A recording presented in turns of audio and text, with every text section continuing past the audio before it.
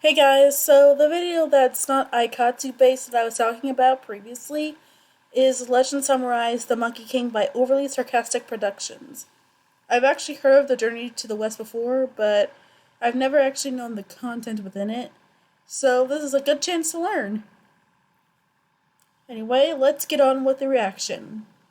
The Journey to the West is one of China's 4 great classical novels. It's an ancient allegory for enlightenment, and it's approximately 2,000 pages long. As such, it's not exactly a text I could easily summarize in a single video of rational length. Anyway, The Journey to the West is packed full of symbolism, dense literary context, and some majorly influential characters. And it's widely agreed upon that the most memorable of these characters is Sun Wukong, the mischievous Monkey King. Sun Wukong's most famous mark on the modern world is probably Dragon Ball's Son Goku, a character specifically designed to emulate the abilities, appearance, and overall impulsive goofiness of the original Monkey King. But Sun Wukong's influence is far from being restricted to anime. Stories based on the character's exploits have appeared in almost every form of media, which is why it might come as a surprise to learn that he isn't the main character in The Journey to the West. That honor belongs to the monk Xuanzang, a character so vital to the plot that we don't even know he exists for the first 7 chapters, which are instead devoted exclusively to the life of Sun Wukong and how he made it his mission to single-handedly piss off every deity in all 3 of China's major religions. Now, I am nothing if not faithful to my source material, so in keeping with the structure of the text, this first video will be covering the history of Sun Wukong, and then in later videos, we'll see about actually getting to the rest of the not inconsiderable length of this text. So our story begins on Flower Fruit Mountain, an island paradise full of dragons, magic birds, immortal peach trees, and one really big rock. Allow me to direct your attention to this rock, as it is about to perform a magic trick. Ta-da! The rock splits in half, revealing another rock! But this rock is special. It's actually a rock egg, no, not that one, and it appears to have inherited the magic prowess of its daddy rock, as it scarcely existed for more than a minute before it abruptly transforms into a stone monkey. Now, this monkey may have spontaneously generated barely 3 seconds prior, but he already knows his manners, so he bows to the 4 cardinal directions, and in the process inadvertently activates his laser eyes, which cause quite a disturbance when they shoot all the way into the palace of the Jade Emperor, the head honcho of heaven himself. So the stone monkey hangs out with a friendly population of not stone monkeys who one day decide to follow their favorite river up to its source, whereupon they find that it comes, unsurprisingly, from a big fancy waterfall. So all the monkeys are like, oh man, if only one of us were impulsive enough to jump into the waterfall and see what happens, we'd make him the Monkey King! And the stone monkey is like, did somebody say impulsive?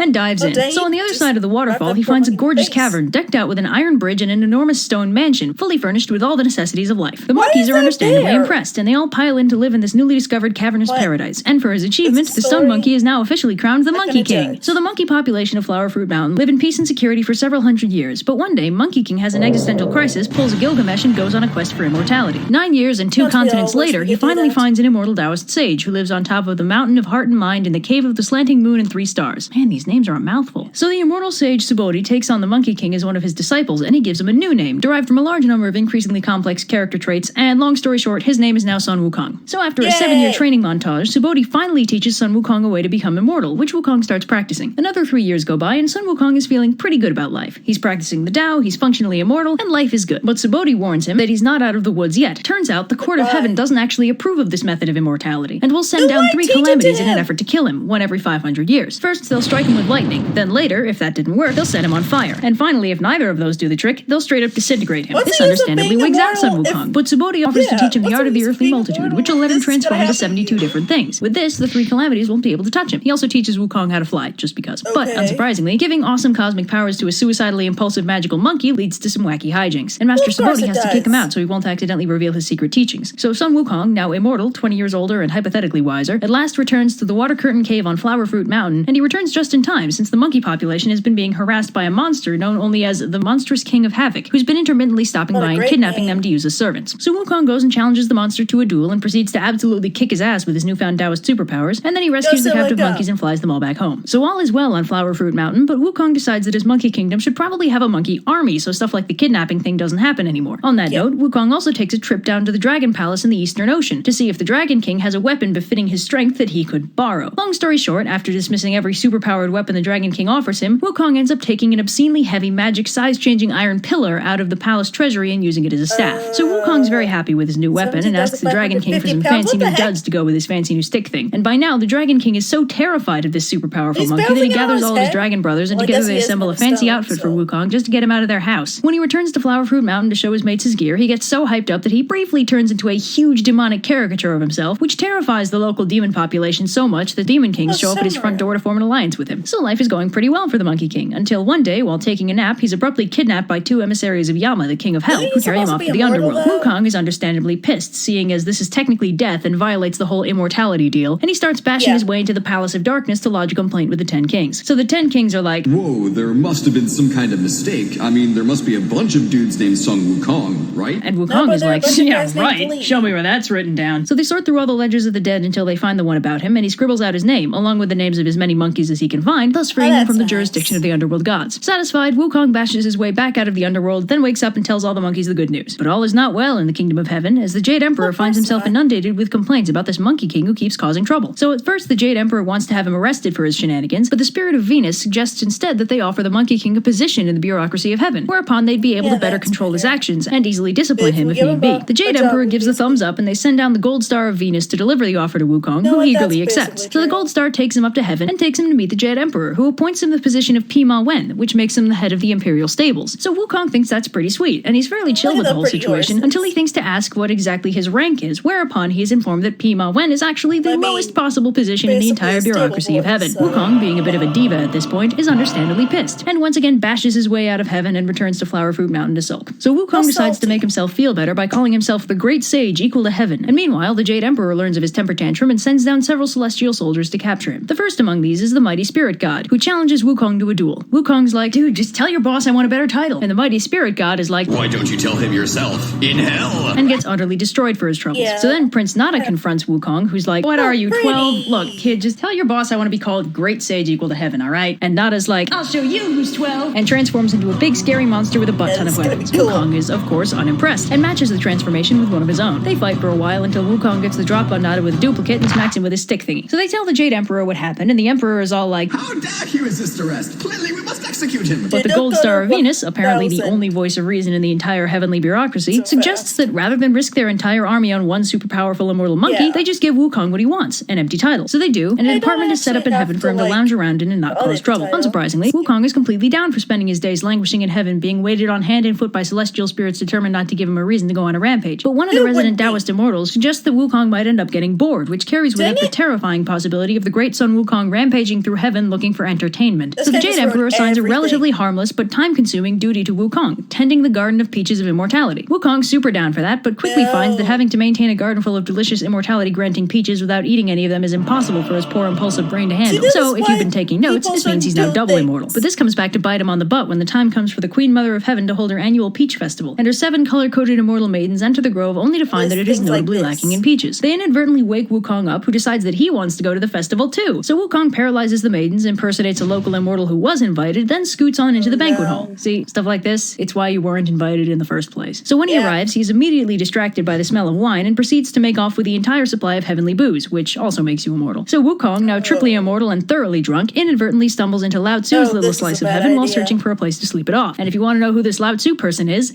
I'm working on it, goddammit. Ninjas, oh god! So drunk Wukong stumbles into Lao Tzu's palace to say hello, but he can't find the sage anywhere. But he does find Lao Tzu's alchemical lab, in which he finds several gourds full of pills of immortality. 3 guesses as to what Wukong does next. So Wukong, now quadruply immortal and abruptly sober, realizes that might not have been the smartest move on his part, and opts to flee back to Flower Fruit Mountain to escape the consequences of his actions. Meanwhile, the 7 immortal maidens, the wine carriers, the people in charge of the banquet, Lao Tzu, the officials from Wukong's department, and the immortal Wukong impersonated, all independently present their grievances to the Jade Emperor, who quickly puts 2 and 2 together and dispatches pretty much the entire army of heaven to apprehend Sun Wukong. Now, of course, because Wukong is absurdly powerful, this is ineffective, and what was supposed to be a simple capture mission turns into a full-scale battle between the forces of heaven and Sun Wukong's army of demon monkeys. Now, while all that drama is happening, who should arrive at the heavenly palace but the Bodhisattva Kuan Yin and her disciple Moksha, who came for the Peach Festival and are understandably surprised to find the heavenly palace in complete disarray. So Kuan Yin asks what all the fuss is about, and upon being briefed, she sends Moksha down to get a sense of what's going on. So Moksha arrives at Flower Fruit Mountain just in time for Wukong, who's been thoroughly kicking the collective asses of the army of heaven, to demand a fight with somebody. So Moksha and Wukong battle for a while, but Moksha unfortunately can't quite keep up with the Monkey King and has to return to heaven in defeat. But Kuan Yin, now better briefed on the situation, suggests a god who could be sent to fight Wukong, Erlang, a powerful powerful loose That is cannon of a gonna be deity so who don't cool. play by the Jade Emperor's rules. So they summon him, and he goes to confront Wukong, who's like, hey, if you don't mind, could you send why out the is there a Devarajas puppy to there? fight me? Because I'm kind of getting bored over here. And Erlang is like, Not as bored as you're gonna be. and they fight. They both end up turning into Godzilla-scale monsters, but Wukong inadvertently terrifies his own army into a rout with how scary he looks. Understandable. And in turn, the sight of his own fleeing army disheartens the Monkey King, who shrinks down and runs away. But Erlang isn't going to be evaded that easily, and he uses his magical third eye, he has one of those, to find Wukong, who's turned into an innocent-looking sparrow. Erlang responds by turning into a sparrow hawk, in response to which Wukong transforms into a cormorant, and this kind of goes on for a while. Shapeshifter duels are fun. In the end, it's our buddy Lao Tzu who manages to capture the Monkey King by entrapping him in a diamond snare. Wukong, captured at last, is brought to the monster execution block, where apparently the Court of Heaven forgot the meaning of the word immortal, since nothing they throw at him hurts him in any way. So the Jade Emperor is at a loss as to how to kill him, but Lao Tzu has a suggestion. If they stick him in his magic brazier of 8 trigrams and leave him there for 49 days, they should be able to separate out the elixir of immortality from his body, and as a happy consequence, leave the troublesome Monkey King about as dead as you can get. So 49 days pass, and they finally open the brazier to extract the elixir, only to find that it's still firmly attached to Sun Wukong, whose only issue with the experience is that the smoke gave him awesome-looking red eyes. So Wukong is 110% done with heaven, so he starts fighting his way through the entire heavenly army. The Jade Emperor, now completely out of options, finally calls on his last resort, the Buddha himself. So Buddha and his 2 best disciples, Ananda and Kashyapa, go to deal with Wukong, who is at present fighting 36 thunder deities, because why not? So Buddha asks Wukong what he wants, and Wukong's like, you know what? I'm kind of feeling like overthrowing the Jade Emperor today. Wouldn't that be fun? And Buddha's like, Tell you what, I'll make a bet with you, okay? If you can successfully jump out of the palm of my hand, I'll believe that you're qualified to rule heaven in his place. And it's time for another exciting round of What Will Sun Wukong Do Next? Let's hear it, ladies and gentlemen. Unsurprisingly, Sun Wukong takes that bet and blasts off from Buddha's hand until he reaches the very edge of the universe itself, where he finds 5 pillars supporting the sky. Wukong decides to leave a memento of himself there, graffitiing one of the pillars, and then, for good measure, peeing on it. I mean, he is a monkey. So Wukong backflips all the way back to Buddha's palm like, shows what you know, old man! I made it all the way to the pillars of the universe! And the Buddha's like, is that so? Well, I have a little plot twist for you. See, one of the perks of enlightenment is that I'm one with everything, and as it turns out, that's not just hyperbole. Sure enough, written on one of Buddha's fingers is Wukong's graffiti, along with the faintest whiff of monkey pee. Turns out the whole universe is the palm of Buddha's hand. Whoa. So Wukong freaks out and tries to skedaddle, but the Buddha uses more of his Buddha magic to trap him under a mountain, which is also his hand. It's complicated. Which Wukong would ordinarily be able to escape stupidly easily, but then they stick a magic seal on top of the mountain and that's that. And it is here, under this beautiful and scenic locale, that Sun Wukong spends the next 500 years. Man, the Buddha don't play around. In case it wasn't clear, the person who wrote the story favored Buddhism over the other 2 major Chinese belief systems, namely Confucianism and Taoism. Which is why the Confucian bureaucracy is completely inadequate at controlling monkey, but at this point represents the uncontrolled human mind, hence his overwhelming power but complete lack of forethought, and why the Taoist sage Lao Tzu was unable to destroy him. I just thought it was because he was an immortal monkey, and that would have been more entertaining. But I say the Buddha don't play around. And that is the ending of the first part of the Journey to the West series. I will be reacting to the rest of it later. See you guys!